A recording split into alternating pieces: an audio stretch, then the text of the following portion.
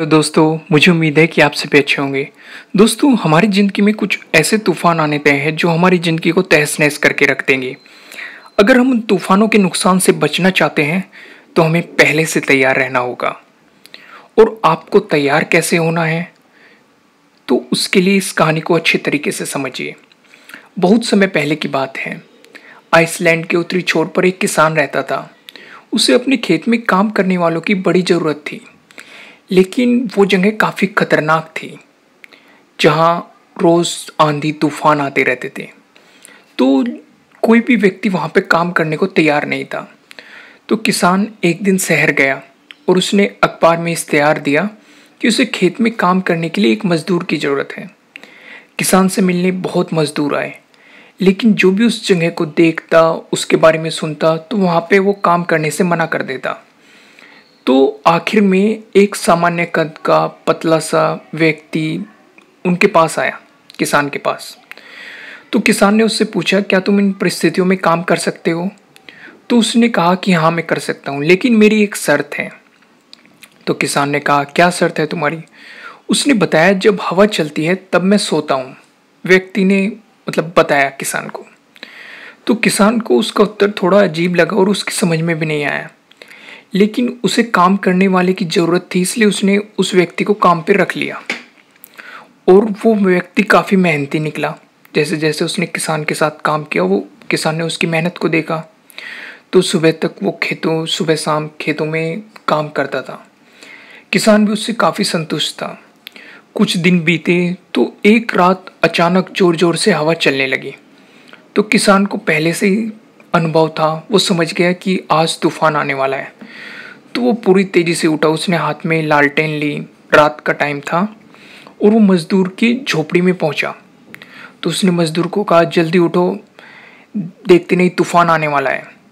इससे पहले कि सब कुछ तहस-नहस हो जाए, जो फसल हमने काट के रखी है उन्हें अच्छी तरीके से बाँध देते हैं, उन्हें ढक देते हैं और बाड़ी का जो गेट है उसे भी रस्सी से कस के बाँध देते हैं।" किसान ने चिल्लाते हुए कहा। तो मज़दूर बड़े आराम से लेटा रहा और बोला, "नहीं सर, मैंने आपसे पहले ही कह दिया था कि जब हवा चलती है तब मैं सोता हूँ।" तो यह सुनते ही किसान को बहुत गुस्सा आया।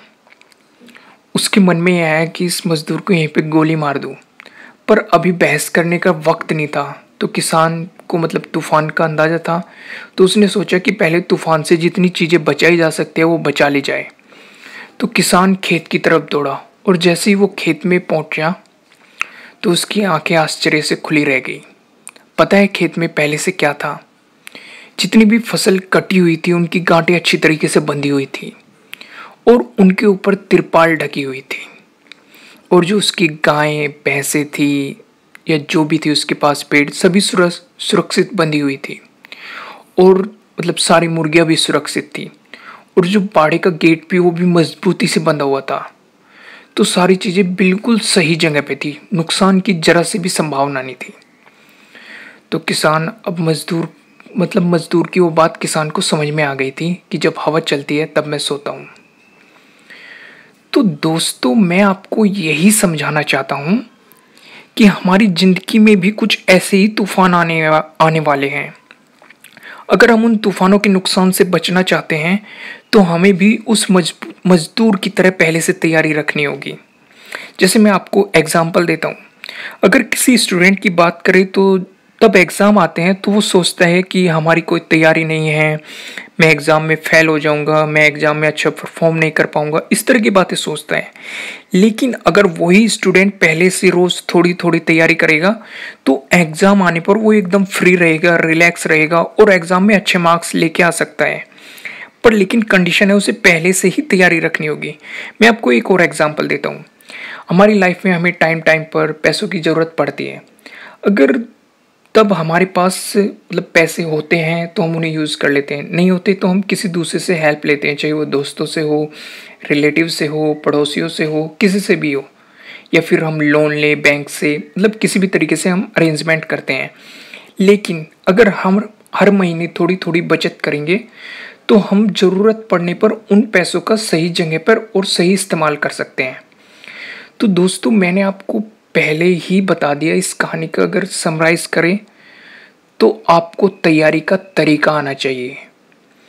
तो दोस्तों मुझे उम्मीद है कि आपको ये वीडियो अच्छी लगी होगी, और अगर अच्छी लगी है तो इसे लाइक ज़रूर कीजिएगा, और अगर आप हमारे चैनल पर नए हैं तो सब्सक्राइब करना बिल्कुल मत भूलिएगा, और अगर आप चाहते हैं कि ये वीडियो किसी और के काम भी है तो आप इसे शेयर भी कर सकते हैं।